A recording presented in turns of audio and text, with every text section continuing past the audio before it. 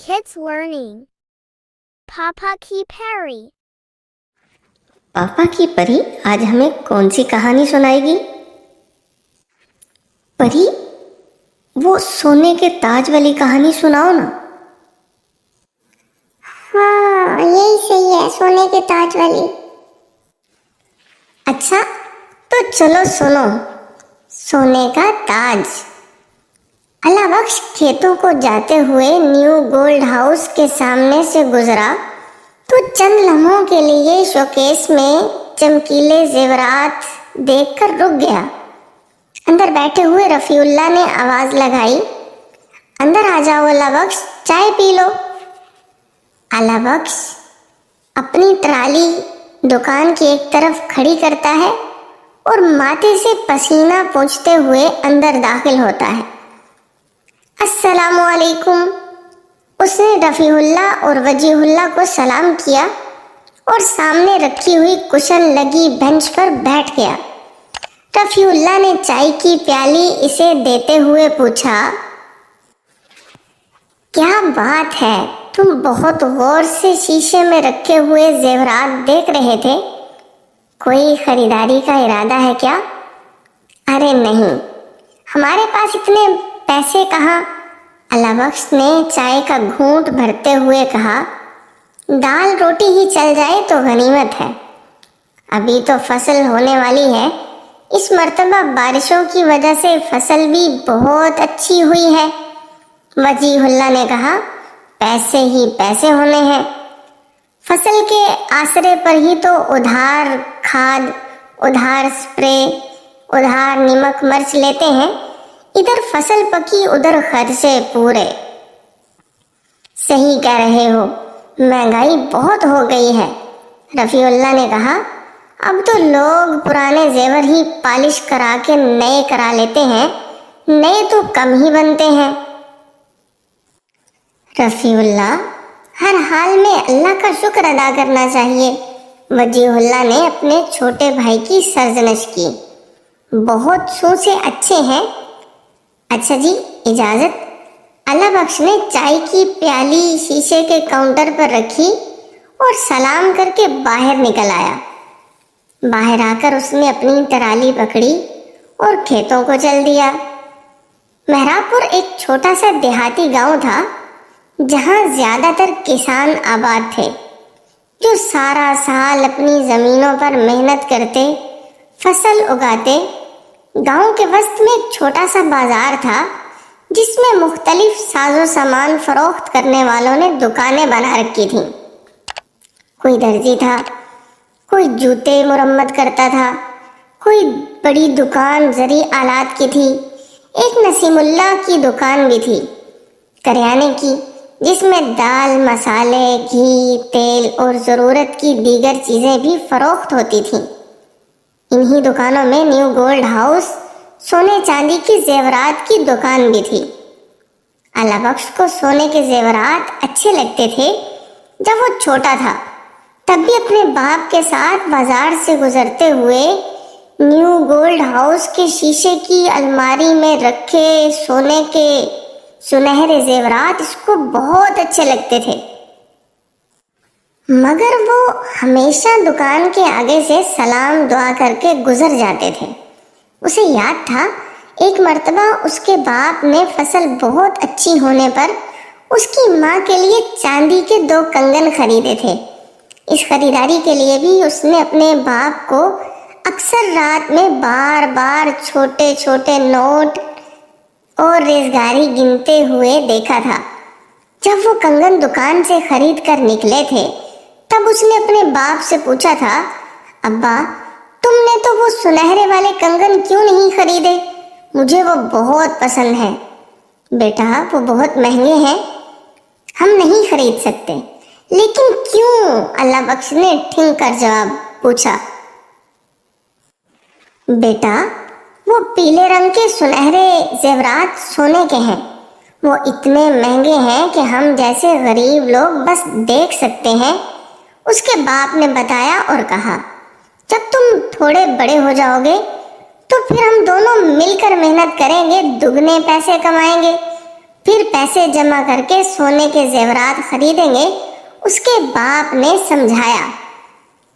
ٹھیک ہے، اللہ بخش نے جواب دیا اور دل ہی دل میں فیصلہ کیا کہ وہ بہت سارے پیسے جمع کرے گا اور سونے کے زیورات خریدے گا، مگر اس کے لیے بڑا ہونا ضروری تھا اور بڑا ہونے کے لیے انتظار کرنا پڑتا، لہٰذا وہ انتظار کرنے لگا اپنے بڑے ہونے کا۔ دن گزرتے گئے، اللہ بخش بڑا ہو گیا۔ اب اس کے جوتے چھوٹے ہو گئے تھے، اس لیے جوتے خریدنے کے لیے بچت میں سے پیسے نکالنے پڑے۔ اللہ بخش کوشش کرتا کہ اپنے ابا سے کسی ذاتی ضرورت کے لیے پیسے نہ مانگے، مگر ابا اور اماں کو نہ جانے کیسے خبر ہو جاتی تھی کہ اسے کسی چیز کی ضرورت ہے۔ پرانی کتاب کی جگہ نئی کتاب آ جاتی، پرانے اور پھٹے ہوئے بستے کی جگہ نیا بستہ آ جاتا۔ جب بھی کوئی چیز نہیں آتی تو اللہ بخش کا اپنے ابا سے سوال ہوتا، ابا یہ تو ہماری بچت میں سے آیا ہے، پھر ہم زیور کیسے لیں گے؟ اللہ بخش کا ابا جو بہت لمبا تھا، آدھا جھک جاتا، اپنے سخت کھردرے ہاتھوں کی انگلیوں سے اس کے گال تھپتھپاتے ہوئے پیار سے کہتا، یار تو فکر نہ کر، تجھے پیسے اور زیورات کی فکر پڑی ہے، مگر میرا زیور تو ہے، تو پڑھ لکھ کر نکھر سنور کے سونے سے زیادہ قیمتی بن جائے گا۔ اس کی ماں ہنسنے لگتی، ان کے پورے کچے گھر میں اماں کی ہنسی گونجنے لگتی۔ دور بندھی ہوئی بکری اپنا سر زور زور سے ہلاتی تو اس کے گلے میں بندھی گھنٹی بھی بجنے لگتی، جیسے وہ بھی ہنس رہی ہو۔ عید، بقرعید، کوئی بھی تہوار ہوتا، اللہ بخش ملنے والے پیسے سنبھال کر رکھ لیتا۔ اس پر اماں اسے ڈانٹتی، لے بھائی، اس کی عمر کے لڑکے بالے چیزیں کھاتے ہیں، شربت پیتے ہیں، بسکٹ ٹافی لیتے ہیں، مگر اس پر تو بس پیسے جمع کرنے کی دھن سوار رہتی ہے۔ اللہ بخش اچھا بچہ تھا، سب سنتا تھا لیکن جواب نہیں دیتا تھا، بس یہ سوچتا کہ پیسے جمع کروں اور خوب جمع کروں۔ انہی دنوں گاؤں کے قریب ہی چک 579 میں جشن آزادی کے سلسلے میں میلہ لگا۔ اس میلے میں جہاں بہت سے کھیل تماشے، جھولے، موت کا کنواں، سرکس، گھوڑوں کے کرتب تھے، وہیں پہلوانوں کا دنگل بھی تھا۔ اس میلے کی چاروں طرف خوب مشہوری کی گئی تھی۔ ٹانگے پر پہلوانوں کے بڑے بڑے رنگین پوسٹر لگا کر جگہ جگہ کشتی کا اعلان کیا جا رہا تھا۔ گاؤں کے سب سے بڑے زمیندار چودھری اللہ وسایہ نے جیتنے والے پہلوان کے لیے سونے کے تاج کا اعلان کیا تھا۔ اس اعلان نے چاروں طرف کھلبلی مچا دی تھی۔ اس سونے کے تاج کی تیاری کا کام نیو گولڈن ہاؤس کو دیا گیا تھا۔ انہوں نے تاج کی خوبصورتی سے تصویریں بنا بنا کر جگہ جگہ لگائی تھیں۔ تصویر میں سونے کا سنہری تاج اتنا خوبصورت اور حسین لگ رہا تھا کہ اللہ بخش کا جی چاہتا کہ تصویر میں سے ہی ہاتھ بڑھا کر اٹھا لے، مگر تصویر میں کوئی چیز کہاں نکل سکتی ہے۔ بس وہ سونے کے تاج کی سنہری تصویر پر ہاتھ پھیر کر رہ گیا، مگر ہاتھ پھیر کر بھی اس کو بہت اچھا لگا، بڑا مزہ آیا۔ اچھا اپی، اتنا خوش تھا اللہ بخش کا بیٹا، تو ہمیں آگے بھی کہانی سناؤ نا۔ کہانی سناؤ۔ اور اچھا نا، سنا رہی ہوں، خاموشی سے سنو۔ رات بھر وہ تاج کو اپنے خواب میں دیکھتا رہا۔ اس کی ماں نے صبح کہا، رات بھر تم سونے کا تاج پہنا دو، کبھی سر پر ہاتھ لگاتے، اٹھاتے، ہٹاتے رہے، کیا خواب دیکھ رہے تھے؟ وہ شرما گیا۔ اب اماں کو کیا بتاتا کہ رات بھر وہ تاج پہنے پورے گاؤں کو دکھاتا رہا۔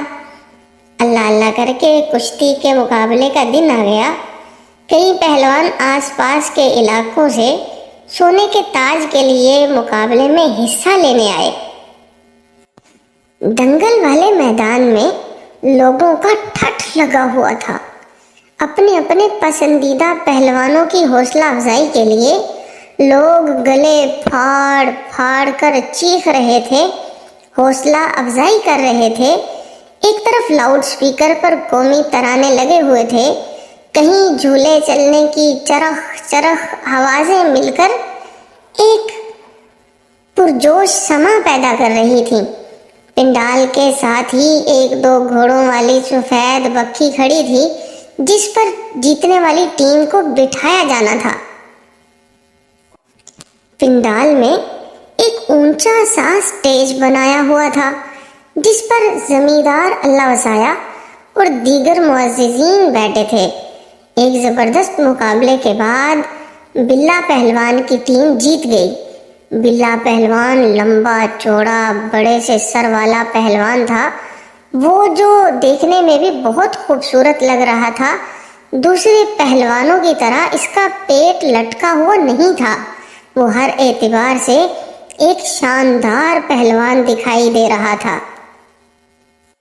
زمیندار اللہ وسایا نے بلا پہلوان کو سونے کا تاج پہنایا تو سارا پنڈال نعروں اور تالیوں سے گونج اٹھا۔ اس کے بعد بلا پہلوان کو بکھی میں بٹھا کر پورے علاقے کا چکر لگوایا گیا۔ بلا پہلوان شاندار بکھی میں کسی بادشاہ کی طرح تنا ہوا کھڑا تھا۔ اس وقت اللہ بخش کو اپنے ابا کے لمبے قد کا بڑا فائدہ ہوا۔ اس کے ابا نے اس کو کندھے پر بٹھا لیا اور بکھی کے ساتھ ساتھ دوڑنے کے انداز میں چلتا رہا۔ یہ سارا منظر پہلوان اور اس کے سر پر رکھا ہوا سنہری سونے کا تاج اللہ بخش کے دل میں کھب گیا۔ اس نے فیصلہ کیا کہ وہ بڑا ہو کر کسی بھی طرح ہو سونے کا تاج ضرور خریدے گا اور بکھی میں بیٹھ کر سارے گاؤں کا چکر لگائے گا۔ دن گزرتے رہے، بعض مرتبہ ایسا ہوتا کہ جوں جوں دن گزرتے جاتے تھے خواہش اور تمنا کمزور پڑ جاتی۔ ایک تمنا ایک آرزو کی جگہ اور دوسری تمنا جگہ لے لیتی تھی، لیکن اللہ بخش کے ساتھ ایسا نہیں ہوا۔ بچپن سے جوانی تک اس کے خواب و خیال دل و دماغ میں بس سنہری سونے کا تاج بسا ہوا تھا۔ وہ سردیوں کے دن تھے۔ اللہ بخش کا والد کھیتوں میں پانی لگانے کے لیے جانے لگا تو اللہ بخش کی بھی آنکھ کھل گئی۔ اس نے اپنے ابا سے کہا، ابا میں بھی ساتھ چلتا ہوں۔ نہیں بیٹا، سردی بہت ہے، تم رہنے دو، بس نماز پڑھ کر اپنے اسکول کا کام کر لو۔ اچھا ابا، اللہ بخش نے سعادت مندی سے جواب دیا اور وضو کرنے کے لیے باہر ہینڈ پمپ کی طرف چل دیا۔ نماز پڑھ کر وہ اپنے اسکول کا سبق یاد کرنے لگا۔ سورج ہلکا ہلکا نکلا ہی تھا کہ اچانک گھر کے باہر شور سنائی دیا۔ اس کی ماں تیزی سے باہر نکلی اور ساتھ ہی اس کی چیخ سنائی دی، ہائے میرے ربا! اللہ بخش ننگے پیر باہر کی جانب دوڑا۔ باہر بہت سے لوگ چارپائی کے گرد گھیرا ڈالے کھڑے تھے۔ چارپائی پر اس کے ابا لیٹے ہوئے تھے چپ چاپ۔ ابا ابا! اللہ بخش کا دل بڑے زور سے دھڑکا۔ وہ باپ کی چارپائی کی طرف بھاگا۔ بخشو چاچا نے اسے سنبھالا۔ صبر کرو بیٹا، اللہ سائیں کو یہی منظور تھا۔ کیا ہوا میرے ابا کو؟ اللہ بخش نے بچے کی طرح مچلتے ہوئے پوچھا۔ رامو کسائی نے کہا، تمہارے ابا کو کھیت میں پانی لگاتے ہوئے سانپ نے ڈس لیا۔ اتنا زہریلا تھا جب تک ڈسپینسری لے جاتے راستے میں ہی گزر گیا۔ گاؤں کے سارے لوگ افسردہ تھے۔ اللہ بخش کا والد بہت اچھا ہنس مکھ اور سب کے دکھ درد میں کام آنے والا انسان تھا، لیکن ہم جتنا بھی کسی سے پیار کریں، ایک دن ہم نے یا اس نے بچھڑ جانا ہوتا ہے۔ عصر کی نماز کے بعد اللہ بخش کے والد کو گاؤں کے قبرستان میں دفن کر دیا گیا۔ بہت سارے لوگ آہستہ آہستہ اسے صبر کی تاکید کرتے ہوئے رخصت ہو گئے۔ عشاء تک گھر بالکل خالی ہو گیا۔ گھر میں صرف ماں اور اللہ بخش رہ گئے۔ ماں نے اسے لپٹا لیا۔ تو کیوں فکر کرتا ہے بیٹا، میں ہوں نا۔ اس کی ماں نے اس کے سر کو اپنی گود میں رکھ لیا اور صبح سے پہلی بار اللہ بخش اتنی زور زور سے رویا کہ اس کی ہچکیاں بن گئیں۔ دن گزر گئے۔ اللہ بخش کے ابا کے مرنے کے بعد زندگی گزارنا اور بھی مشکل ہو گیا۔ وہ چھوٹا تھا، کھیتوں میں کام نہیں کر پاتا تھا۔ ماں اس کا ہاتھ بٹاتی تھی، گاؤں والے بھی تھوڑی بہت مدد کر دیتے تھے، مگر وہ ابا کے دور والی بات کہاں تھی۔ دن گزرتے گئے، اللہ بخش بڑا ہوتا گیا۔ بہت سے لوگ اللہ بخش کے ابا کو بھول گئے، مگر اللہ بخش نے اپنے ابا کو نہیں بھلایا۔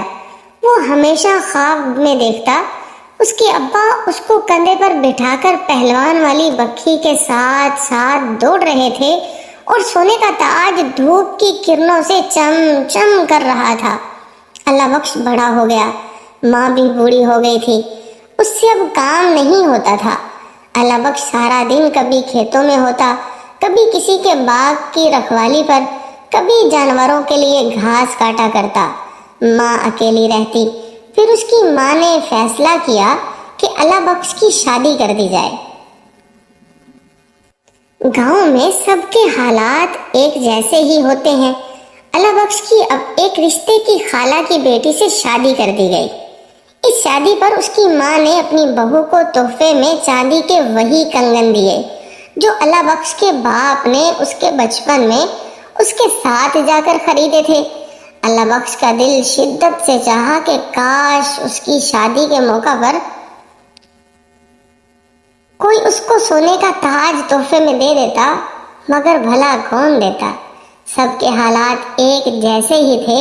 شادی ہو گئی۔ بس میری ایک خواہش ہے کہ مرنے سے پہلے اللہ بخش کا بیٹا دیکھ لوں، اپنا پوتا دیکھ لوں۔ اللہ بخش کی اماں دعا کرتی اور اپنی خواہش کا اظہار کرتی رہی۔ اللہ بخش ہنستا اور سوچتا، اللہ میاں بس میری ماں کو اچھا کر دیں، اس سے زیادہ مجھے اور کیا چاہیے۔ اللہ میاں نے ماں کی سن لی اور اللہ بخش کے ہاں ایک خوبصورت سا بچہ پیدا ہوا۔ اس کی خوشی اتنی تھی کہ اس نے سونے کے تاج کے لیے بچائے ہوئے پیسوں کو بھی بچوں کے کپڑے، کھلونوں اور گاؤں بھر میں لڈو بانٹنے میں خرچ کر دیے۔ تب اللہ بخش کو احساس ہوا کہ ابا کو اس کے اوپر پیسے خرچ کرنے پر کیوں ہنسی آتی تھی۔ وہ خوشی کی ہنسی ہوتی تھی۔ کہتے ہیں وقت اپنے آپ کو دہراتا ہے، ایسے ہی اللہ بخش کے ساتھ ہوا۔ اس کا بیٹا 4.5 سال کا ہی ہوا تھا کہ اللہ بخش بھی کھیتوں میں پانی لگاتے ہوئے سانپ کے ڈسنے سے فوت ہو گیا۔ حسب معمول گاؤں کی ڈسپینسری میں سانپ کے کاٹے کی ویکسین نہیں تھی۔ مرتے وقت اللہ بخش کی آنکھوں میں 2 ہی تصویریں تھیں، ایک اپنے بیٹے رسول بخش کی اور دوسری تصویر سونے کے سنہری تاج کی۔ اللہ بخش کو اپنے والد کے ساتھ گاؤں کے قبرستان میں دفن کر دیا گیا۔ اللہ بخش کے مرنے کے بعد زندگی اور بھی مشکل ہو گئی۔ اللہ بخش کی بڑی خواہش تھی کہ بیٹے کو پڑھائے لکھائے، مگر جب کھانے کو لالے پڑے ہوں تو پڑھائی لکھائی کہاں سوچتی ہے۔ گاؤں کے مولوی صاحب نے اللہ بخش کی بیوی سے کہا، بیٹی اگر اسکول نہیں بھیج سکتی ہو تو مسجد بھیج دیا کرو، قرآن شریف پڑھ لے گا اور اردو بھی پڑھنا لکھنا آ جائے گی، ورنہ گلیوں میں پھر پھر کے آوارہ ہو جائے گا۔ بات اللہ بخش کی بیوی کو سمجھ میں آ گئی۔ دوسرے ہی دن اس نے نہلا دھلا کر سپارہ پڑھنے میں مسجد میں بٹھا دیا۔ نورانی قاعدہ مولوی صاحب نے اپنے پاس سے مہیا کر دیا۔ دن گزرتے رہے۔ اللہ بخش کے بیٹے رسول بخش کا ذہن اچھا تھا۔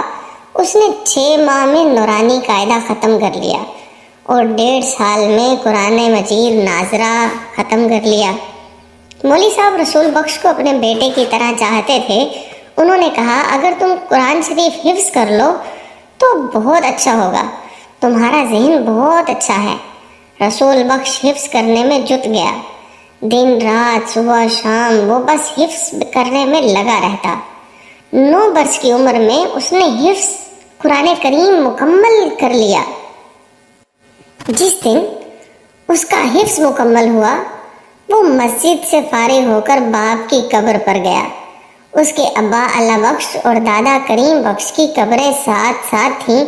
वो कब्र के पांव की तरफ बैठ गया।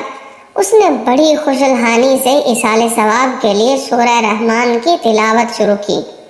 कब्रिस्तान की शाम, ठंडी ठंडी हवा, तिलावत का सुरूर, पता नहीं कब और कैसे रसूल बख्श की आंख लग गई। उसने देखा एक बहुत बड़ा दरबार लगा हुआ है जिसमें सैकड़ों लोग मौजूद हैं और एक जानिब बहुत खूबसूरत हीरे मोतियों से जड़ी कुर्सी रखी है। और फिर उसने देखा उसके अब्बा अल्लाह बख्श निहायत खुश सफेद रंग के शानदार जोड़े में आ रहे हैं। उनके दाएं बाएं बहुत से लोग हैं। वो सब आकर कुर्सी तक रुक जाते हैं। फिर उनमें से एक बुजुर्ग शख्स जिसकी सफेद बुराक सी दाढ़ी थी आगे बढ़ता है और उसके अब्बा को हाथ पकड़ के कुर्सी पर बिठा देता है।